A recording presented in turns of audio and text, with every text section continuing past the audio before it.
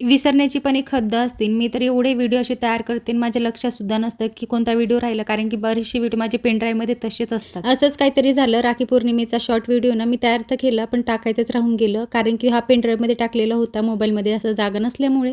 त्यामुळे हा video late येतोय. आणि आज घेवर बनवले होते राखी पौर्णिमेनिमित्त आणि स्वयंपाक केला. स्वयंपाकामध्ये ना उसळ केली होती आणि फ्लावर वाटाणा बटाट्याची भाजी बनवली आणि नंतर आमचं राखी पौर्णिमा सेलिब्रेशन सुरू झालं. बाकी सगळे तर सोडा, पण सगळ्यात जास्त एक्सायटेड म्हणलं तर पिलूच होता.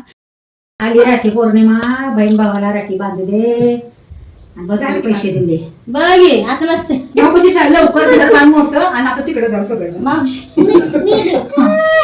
दीदीची इच्छा काही अशी आहे, पण सध्या ती कधी कंप्लीट होईल माहीत नाही. नंतर मी अमित भैयाला वळलं आणि सोबत पिल्लूला पण राखी आणली होती मी, कारण की तो खूप एक्सायटेड असतो राखी बांधून घेण्यासाठी. त्यामुळे सगळ्यात पहिला मान त्याला दिला आणि पहिले त्याला राखी बांधली, नंतर अमित भैयाला राखी बांधली. छान बसला होता तो, पण ह्याचे मामा बघा त्याला कसं परेशान करताय. तसं तो तर त्यांनाच घाबरतो बरं का. बाकी सगळ्यांसोबत असं थोडं बहुत काही केलं ना त्याने तर लगेच चिडचिड करतो तो, पण त्यांना नाही करत.